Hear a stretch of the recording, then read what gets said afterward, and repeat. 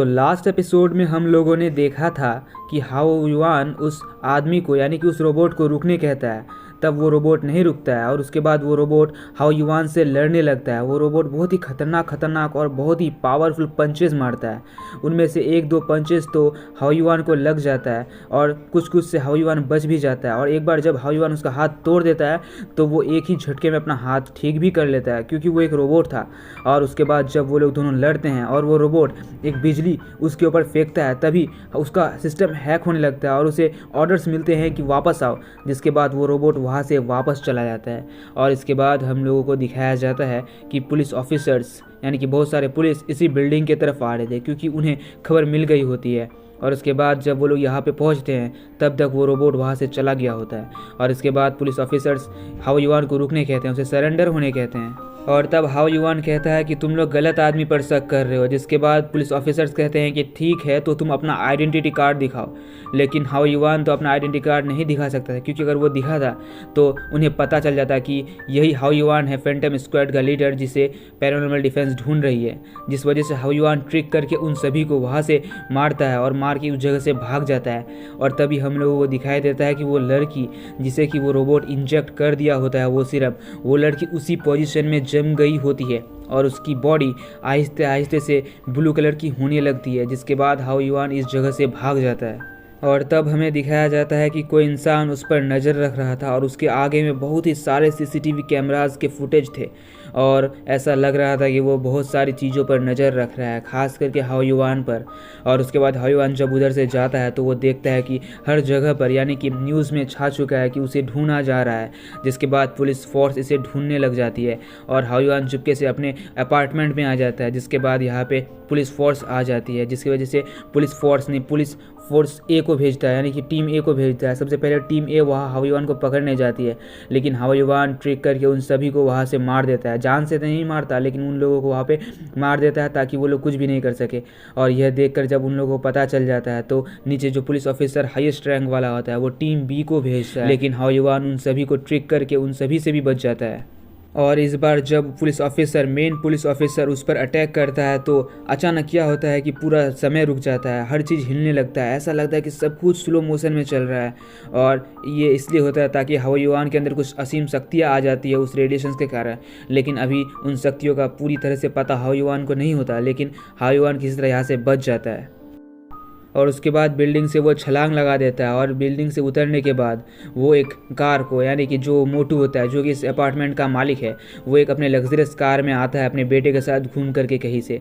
जिसके बाद वो जैसे ही बाहर निकलता है तो हाओ युआन चुपके से उसी गाड़ी में बैठ करके उसी गाड़ी को लेकर चला जाता है। जिसके बाद पुलिस ऑफिसर सारे पुलिस इसके पीछे लग जाते हैं, इसका पीछा करते हैं। उस पीछा करते करते वो लोग बहुत आगे जाते हैं, लेकिन लास्ट में हाओ युआन का कार क्रैश हो जाता है और वो नीचे गिरने वाला होता है।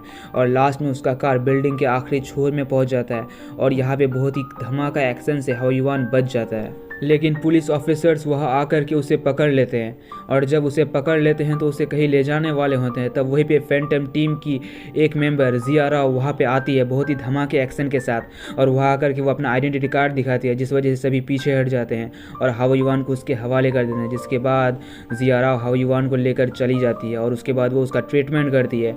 और तभी हम लोगों को दिखाया जाता है जब वो उसका ट्रीटमेंट कर रही होती है तो एक ड्रोन उस पर नज़र रख रहा था और इसका सारा फुटेज एक आदमी को भेज रहा था। जिसके बाद हमें दिखाया जाता है वो आदमी जिसके आगे में बहुत ही सारे सीसीटीवी कैमराज हैं। तब हमें दिखाया जाता है कि ये आदमी कोई और नहीं, ये तो ऑफिसर डेरिक होता है। और अभी हमें उसके हाथों में और उसके मुंह में कुछ रोबोटिक पार्ट्स दिखाई देते हैं, जिससे कि हमें पता चलता है कि उस बॉम्ब ब्लास्ट में वो पूरी तरह से मरा नहीं था, वो अब ठीक हो चुका है, लेकिन वो कुछ रोबोटिक अंश लगा लिया है। जिसके बाद वो ऑर्डर देता है अपने एक सिपाही को कि सारे ड्रोन्स रिलीज़ कर दो और उसका पता हासिल करो। जिसके बाद सारे ड्रोन्स निकल जाते हैं और वो रोबोट भी चले जाता है हाओ युआन को पकड़ने के लिए। और अब इस एपिसोड में हम लोगों को दिखाया जाता है कि हाओ युआन का ट्रीटमेंट चल रहा था और जिया राव ट्रीटमेंट रूम के बाहर उसका इंतज़ार कर रही थी। और जब ट्रीटमेंट कंप्लीट हो जाता है तो हाओ युआन उस रूम से बाहर निकलता है और जब हाओ युआन बाहर निकलता है तो जिया राव उससे बात करने लगती है। वो कहती है कि तुम्हारे सेल्स बहुत ही ज़्यादा जल्दी से रिकवर हुए, और वो कहती है कि मैं बहुत ही सरप्राइज हूँ क्योंकि तुम्हारी रिजेनरेशन एबिलिटी एक नॉर्मल ह्यूमन से 10 गुना ज़्यादा तेज़ है। क्या तुम्हें पता है इसका रीज़न?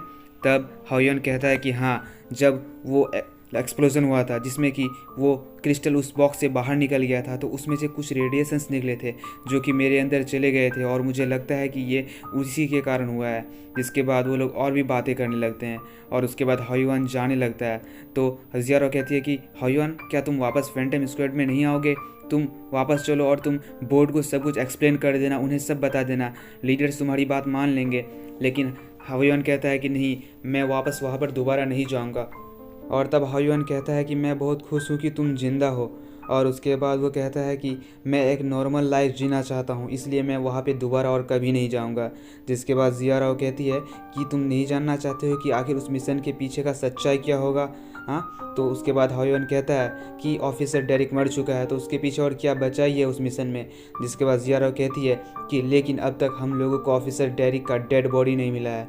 और उसके बाद वो ये भी कहती है कि जब मैं उस दिन बच गई थी तो मैंने वहाँ पे लास्ट में एक अनजान हेलीकॉप्टर देखा था जो कि हम लोगों का नहीं था, और मुझे ऐसा लगता है कि ऑफिसर डेरिक अभी मरा नहीं है, वो अभी जिंदा है। जिसके बाद हाओयुआन कहता है कि ऐसा हो ही नहीं सकता है, तुम बस एक स्टोरी बना रही हो ताकि मैं वापस फैंटम को ज्वाइन करूं, क्योंकि मुझे पता है उस एक्सप्लोजन से ऑफिसर डेरिक बिल्कुल भी नहीं बच पाएगा, उसका तो चिथरा भी उड़ गया होगा। और उसके बाद हाओयुआन जियारा को उसका ख्याल रखने कहता है और उसे सॉरी कहकर वहाँ से चला जाता है। जिसके बाद जियारा कहती है रुको, मैं तुम्हें ऐसे नहीं जाने दूंगी। लेकिन हाओयुआन कहता है क्या तुम मुझे अरेस्ट करोगी?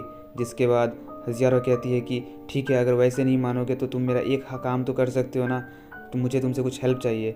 जिसके बाद हाओयुआन कहता है कि हाँ ठीक है। जिसके बाद जियारा और हाओयुआन एक लैब में आते हैं और इसी के साथ ये एपिसोड यहीं पे ख़त्म हो जाता है। तो ओके बाय दोस्तों, मिलते हैं नेक्स्ट एपिसोड में।